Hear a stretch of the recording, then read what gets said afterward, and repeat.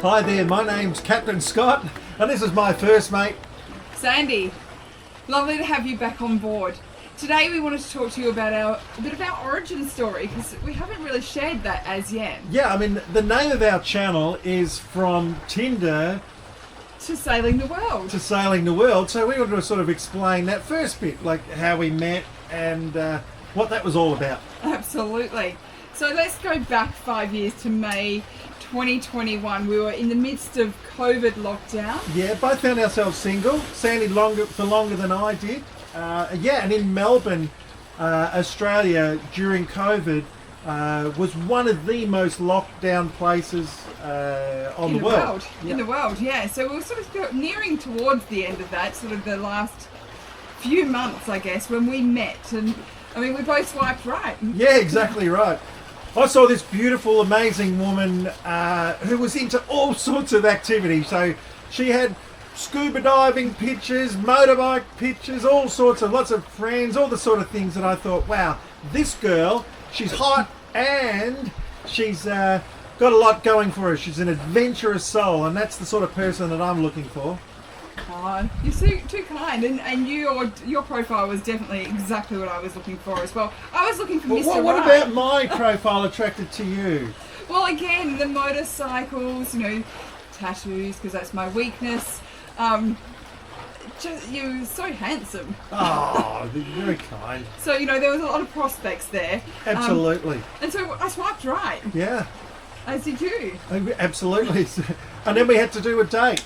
Because we both were not real, let's talk on the phone for hours type of people. We're like, nah, let's get together and see if there's any chemistry, which is really super hard to do in a middle of a really extreme lockdown. Yeah, so I was only allowed 5Ks from home, and luckily you fell within that distance. Absolutely. And at that stage, we had to wear masks from memory, so our first date was actually... Oh, sorry, Sandy. I was going to say we were allowed outside for 1 hour a day to do our exercise as long as we wore masks, and only within 5 kilometres of your house. So I happened to be within 5 kilometres of Sandy, and I happened to just live opposite the beach where Sandy exercised every day. So winning. Winning, absolutely. So, look, I was probably looking for a husband.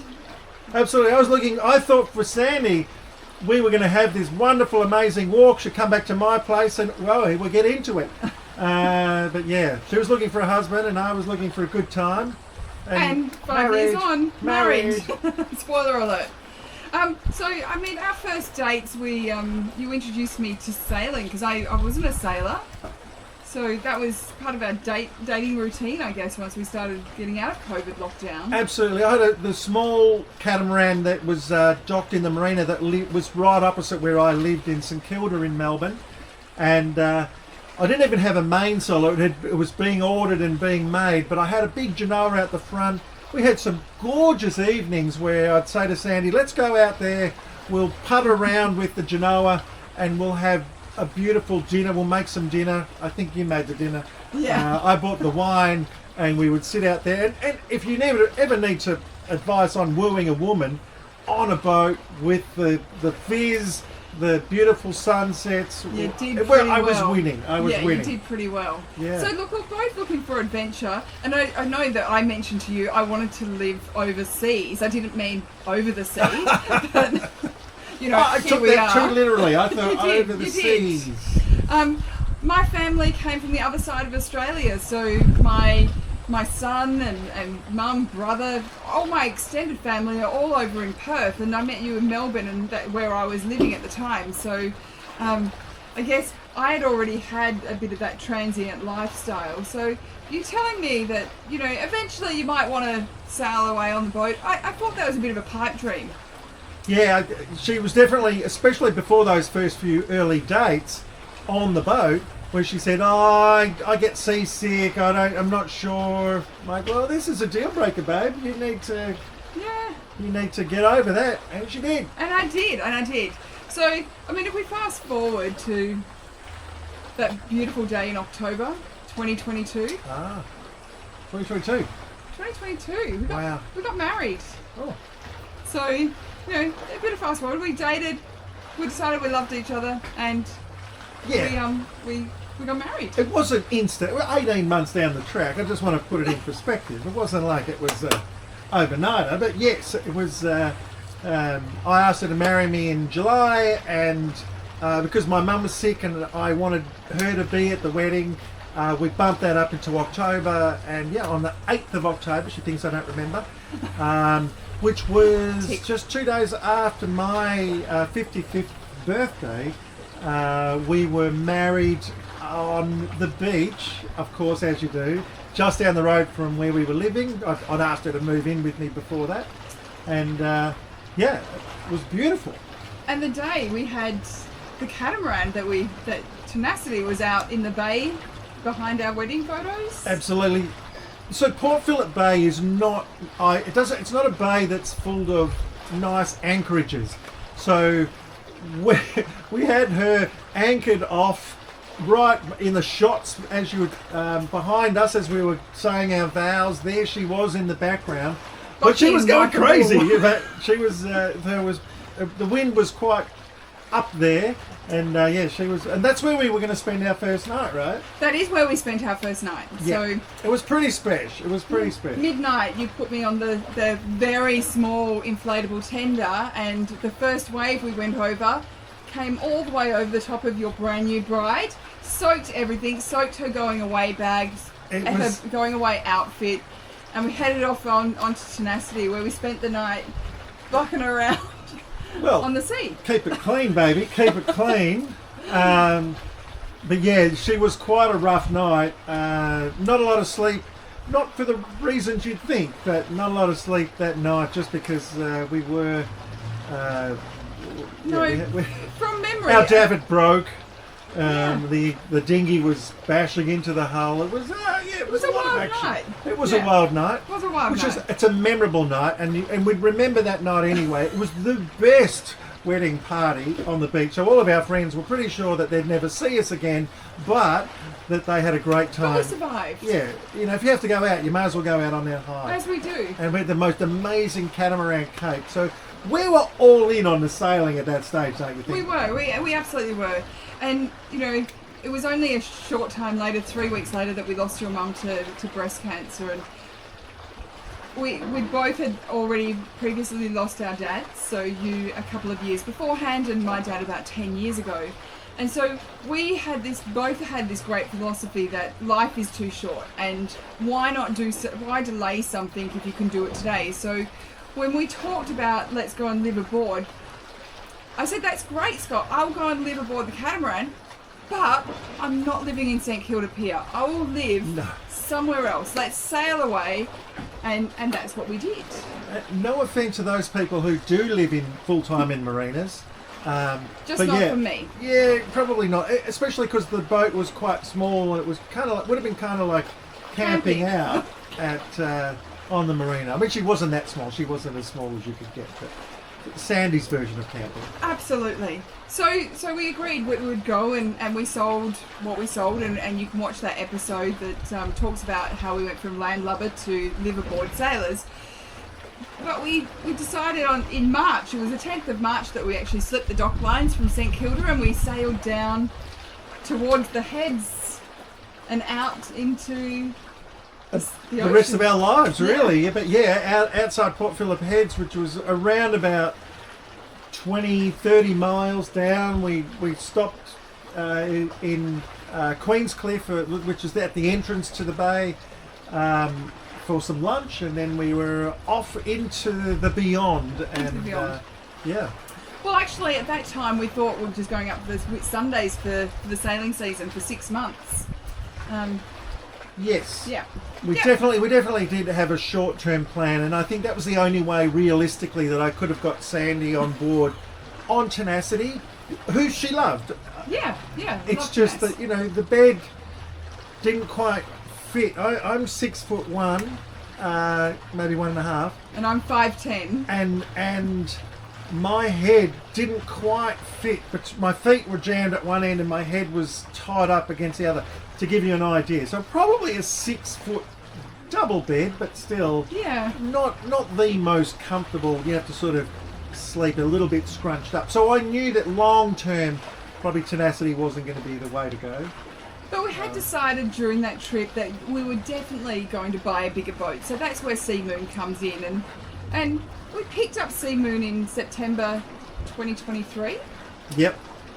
After we'd had our beautiful experience in sailing around the Whitsundays in Tenacity, which was on my vision board. I'm a big believer in vision boards and having that future. You know, you get the future you ask for, and I had that all mapped out. Certainly had it that I'd meet someone like Sandy and yeah, hello, fantastic. So I had that pictures of the Whitsundays up there and saying I'm gonna get this boat restored. I'm gonna get it to working order, and I'm gonna sail it up into the Whitsundays, hopefully with someone very special. And that's exactly what happened. It was just brilliant. And we had my kids join us and my brother join us, just 1 week at a time each, and it was we saw every nook and cranny of the Whitsundays. I think it was just magic. And then we bolted the first chance that we had. A great northerly came down, which gave us the opportunity to go south, and we came and picked up this boat, Sea Moon. Yep. So from there, Sea Moon's compared to Tenacity, our floating luxury apartment. We just think we are in heaven every time we see her, and we live on board her full time. But every time we're just so grateful. And then we went down for the Summer of Love to Sydney. Yeah. So we took Sea Moon down there. Yep. On a mooring ball in Balmoral. Balmoral? Down near the boat shed there? Yeah, Balmoral boat shed. And so we lived down mooring there. field, which, as it turned out, is not the calmest of mooring fields, especially when the predominant wind that blows through in summer blows through. So it was quite rocky at times. It was not rocky, but up and down. Yeah, we had some challenges. So we learned to sleep. Really good adventures there. I think rough anchorages now don't bother us as much because that was our initiation into this whole thing. Yeah, every day. Yeah, we just get used to it. Now it just rocks us to sleep. Lovely. So we had some really good experiences down there, and that's where we had a lot of great fun sailing on the Sydney Harbour. Sydney Harbour is one of the greatest harbours to sail on, and one of the very first times we just arrived and we said let's go for a sail on the harbour. It was I think it was a Wednesday afternoon, and we're getting down there, and the first boat that we come through is one of the maxi boats. Comanche, wasn't it? Comanche, Andrew Comanche, the Sydney to Hobart winner of the previous year, and they waved at us. It was just a friend friendly, and we think, wow, we're in Sydney. Big wavers as well, so we're hanging off the back if waving. If you're a sailing fanboy, fangirl, this was the place to be, especially on that twilight sail night, social sailing everywhere. How amazing. Yeah, and we also had the opportunity to watch the start of the Sydney Hobart that year as well on the start boat. So that was pretty cool as well as an experience. We certainly got I call it the Sydney Summer of Love. It was just, we got our fill of Sydney. It was gorgeous. Loved every minute of it. The biggest thing was having some family on board for New Year's Eve, and so watching the fireworks, the famous Sydney fireworks from your own personal boat. I think we had about 17 people on board that night. 17 of our closest friends. The only problem was Sandy and I couldn't drink because we were we weren't chartering the boat. These were all our friends, and they just came on and enjoyed a beautiful evening. But we wanted to make sure that we were responsible, especially from a safety perspective, and it was amazing, wasn't it? The fireworks and the whole night. It was wonderful. So I guess that leads us to our next adventure. And where did we go from Sydney? So out the heads, and we kept turning left. Like that was our motto. Just keep going. Yeah, there's a beautiful natural part of Australia. It's just outside of Australia, called Lord Howe Island, and it's pristine in its environment. It's kind of like the Galapagos of Australia, I think, and that was the place that we wanted to head to. We thought that was it. There was some talk, mainly by me, of going all the way to New Caledonia, but we thought we might go to Lord Howe. Unfortunately, as we sort of kept going a bit further north, that became more and more difficult to get to, and with weather windows and mooring balls and grey water tanks and all sorts of problems. we decided that maybe that wasn't going to be our first adventure. But at least we had it in theory. So we decided to join a rally. Yeah, we thought maybe we need some experience, get around some experienced people and join a rally, meet some like-minded souls who are going to do some travel. And where do we want to go? Indonesia. Indonesia, And absolutely. we actually thought at that stage that we were going to spend 5 years in Indonesia or Southeast Asia. So that was July 2024 that we took off from Thursday Island. Now, Sandy, having been born in Western Australia and living there for a large part of your life, had you ever been to Indonesia before? Oh, many a times. So, yeah, Bali is the Western Australian playground. So It's definitely our holiday choice of destination. very, very close to Perth, and you'd been there many, many times. And I'd only been to Bali once, I think, at that stage, maybe twice. And I hadn't really seen anything else in Indonesia, but it looked pretty cool, tropical, coconut beach, all that sort of stuff. And not to mention far north Queensland as well, which we'd only been as far as the Whitsundays. We hadn't been to Cairns or Airlie Beach, so we thought there was some adventure afoot, some tropical adventure afoot. How idyllic does it sound? Yeah, and I guess it probably wasn't as idyllic as it's made out to be for us. It wasn't maybe the culture and Not experience. our relationship, that was going well, but the culture and experience probably wasn't as much as we wanted. And so we started talking to other people on the rally and our friends, so that the buddy boats that you find, there was about 50 boats that went across, and you sort of stick to around 5 to 10 boats that you get quite close to and get friendly with, and we still talk to them now. But they were all coming over to the Mediterranean.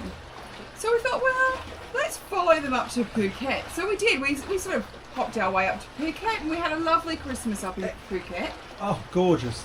Just amazing. A little bay that we call Christmas Bay wasn't called that, but it was it was just a lovely anchorage that we could sit on the beach and enjoy ourselves and have wonderful food. There was gorgeous restaurants that were very affordable all over the place. Wonderful. So that was Christmas 2024, and it was we were talking about going west and coming across the Med, which meant going through the Red Sea, and we gave ourselves a bit of a deadline, didn't we? Of the 20th of January was going to be our drop dead date. We had a few things that we needed to We were get in order. trying to fix the radio. We had some problems with that, and we had some engine issues as well. Our motors were both of them, because they've been serviced, but they've been serviced very badly. We just wanted them to in Malaysia. Thailand was much better for that, and we finally found some people to help us. The radio we were waiting on, so yeah, we thought we might. I mean, Phuket was amazing. That was on my bucket list to go and sail in a cruising ground like Phuket. So we've done it with Sundays. Now we've done the Phuket area. We explored that quite a lot as well. Had some wonderful experiences in there, and I would be just as happy just to stay there, or maybe go back down to Malaysia, or. And we talked about that. We talked about what we would do next, and what it also meant from our perspective, because we hadn't been married all that long. Living on a boat 24/7. Working together as well. So I work now in Scott's company, and what does that mean? We're away from family and friends, and really working out who we are as a couple. So how do we work together on the boat? How do we break up tasks? All of those things. Going from, I don't even think I went to the toilet when we first started dating. I wouldn't even go and pee in the toilet. To now, like you're literally sitting outside my door. So That's just because we're my deskies. It's not like I'm stalking her in the bathroom. But it's a different type of dynamic, and it's a different type of relationship, and I think that has brought us really close. It's brought us to a position that I can honestly say this is the most honest and real relationship I've ever had. Scott calls my bullshit, I call his bullshit, Yeah, and I it's have okay. plenty of it. Thank you. and I think we'll do a bit of a chat about our relationship specifically and some of the things that we do, but I think living in these type of conditions, you really have to know who you are and show up every day as that authentic you. There's nowhere to hide. There's no going off to work and coming back and pretending you're someone different. It is, this is me, 24 hours, 7 days a week. This is who I am. So I guess we decided that day that we were going to head west. Yeah, why not just keep turning left? Turn left. So we've gone through the Maldives, however you want to say it. Different pronunciations, different people. I call it the Maldives, but I'm sure someone will tell me that I'm wrong. I believe that's how I spoiled you for Valentine's Day, isn't it, my darling? Yes, we did arrive there Valentine's Day in 2026. That was our 2020. No, it's 26 now. Oh, 2025. Yeah. Sorry, 2025. Yes, you're right. And then from there, we went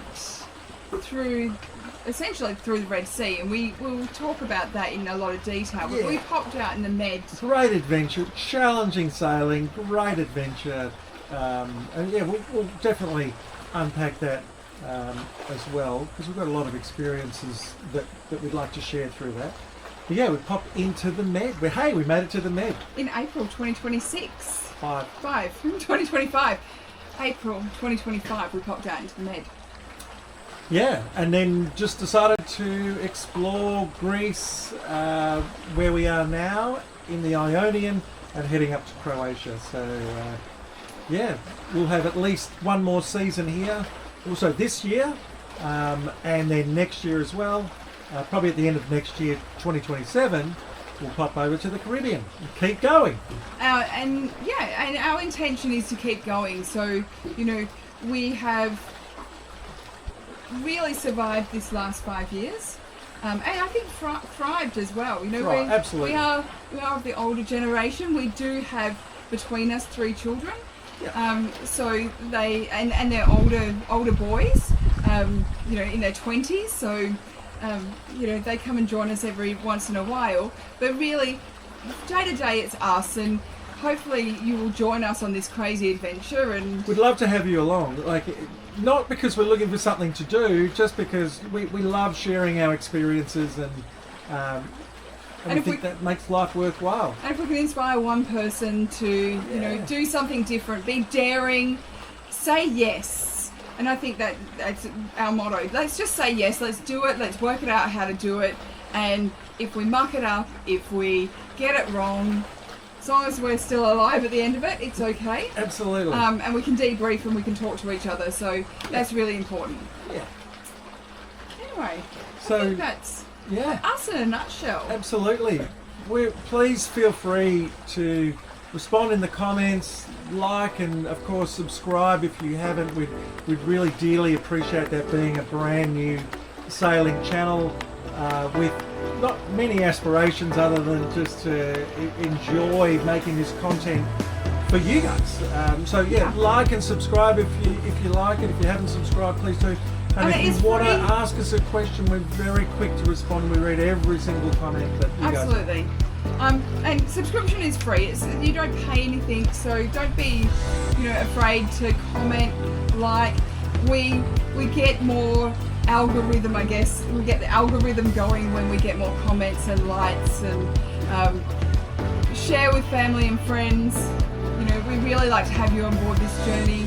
Absolutely. And hope to see more of you on Sea Moon one day. Yeah, absolutely. Thank you very much. Thank you. Mwah.